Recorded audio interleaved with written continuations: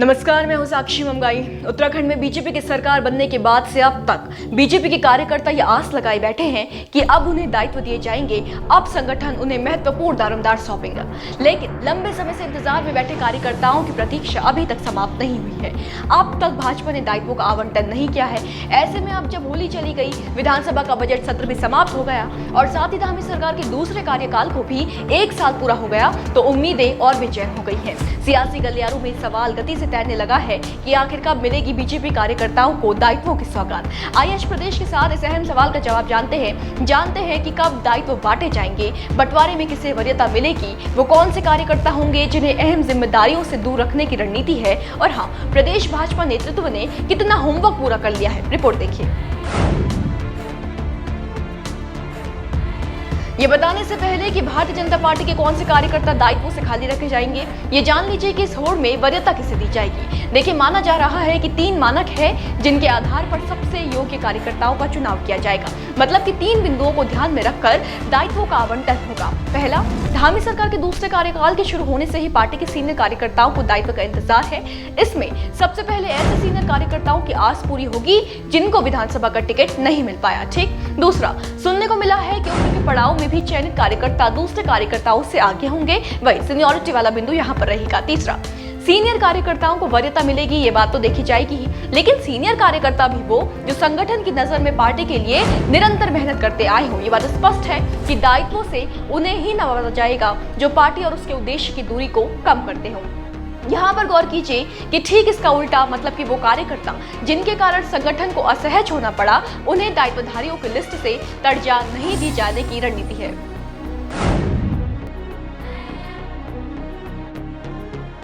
आपको बताएं कि भाजपा ने अपने ऐसे कार्यकर्ताओं को लेकर सख्ती बरतने की योजना बनाई है जिनके द्वारा विधानसभा चुनाव में पार्टी विरोधी गतिविधियों को या तो हवा दी गई हो या समर्थन दिखाया गया हो।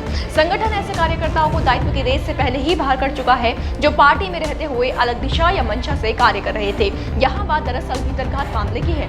चुनाव में भीतरघात के लिए आरोपित कार्यकर्ताओं को दायित्व नहीं दिए जाते हैं। भाजपा के राष्ट्रीय महामंत्री व उत्तराखंड प्रभारी दुष्यंत कुमार गौतम ने भी ये बात कही है कि विधानसभा चुनाव में पार्टी विरोधी गतिविधियों में शामिल रहे कार्यकर्ताओं को दायित्वों में कोई स्थान नहीं दिया जाएगा। यानी वो तमाम कार्यकर्ता जो किसी बड़ी जिम्मेदारी की उम्मीद लगाए बैठे हैं, उनके लिए जरूरी हो जाता है कि उनका बीता रिकॉर्ड अनुशासनहीनता के दाग से पूरी तरीके से बचा हुआ हो। हालांकि गौतम ने यह भी साफ किया था कि यह भी देखा जाएगा कि अनुशासनहीनता से जुड़ी जो भी शिकायतें हैं वो माफ करने लायक हैं या नहीं। इसे देखकर तो यही लगता है कि जल्द ही उत्तराखंड में सियासी पारा दोबारा चढ़ सकता है। खैर, आइए अब जानते हैं कि जिन दायित्वों की बात की जा रही है वो होंगे कौन से और ये बातें कब तक जाने हैं।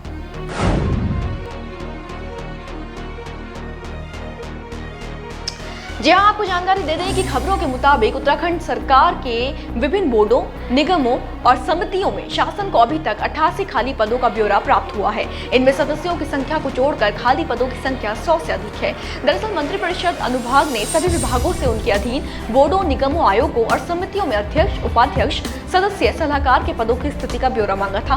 विभागों को ये जानकारी भेजनी थी कि उनके अधीन संस्थाओं में अध्यक्ष, उपाध्यक्ष, सदस्य व सलाहकार के कितने पद खाली हैं और कितने पदों पर दर्जाधारी काबिज है। विभागों से प्राप्त विवरण के अनुसार राज्य सरकार की इन विभिन्न संस्थाओं में मंत्री स्तर के 24 अध्यक्ष पद खाली हैं। कुछ अन्य विभागों से सूचना मिलने के बाद ये संख्या बढ़ सकती है। इसी तरह 64 खाली पद हैं जिन पर सरकार उपाध्यक्ष मनोनीत कर सकती है। इनके अलावा बड़ी संख्या में सदस्यों के पद भी खाली है। बताएं कि खाली पदों का ब्यौरा प्राप्त होने के बाद अब प्रदेश भाजपा नेतृत्व होमवर्क में जुट गया, जो कि अब लगभग पूरा कर लिया गया है।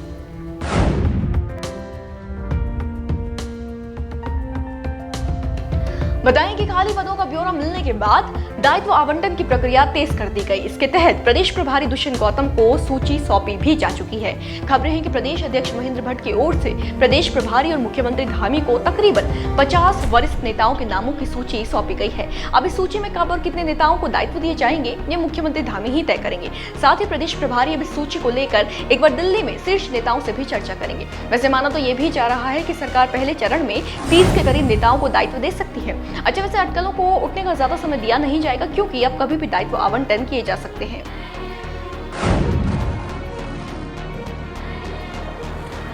भाजपा के प्रदेश अध्यक्ष महेंद्र भट्ट के मुताबिक अब कभी भी दायित्व बांटे जा सकते हैं। उन्होंने कहा कि पार्टी कार्यकर्ताओं को जल्द दायित्व वितरित कर दिए जाएंगे। विधानसभा का बजट सत्र समाप्त हो चुका है और केंद्रीय नेतृत्व से भी इस संबंध में चर्चा हुई है। प्रदेश संगठन के स्तर पर इस संबंध में बैठक हो चुकी है।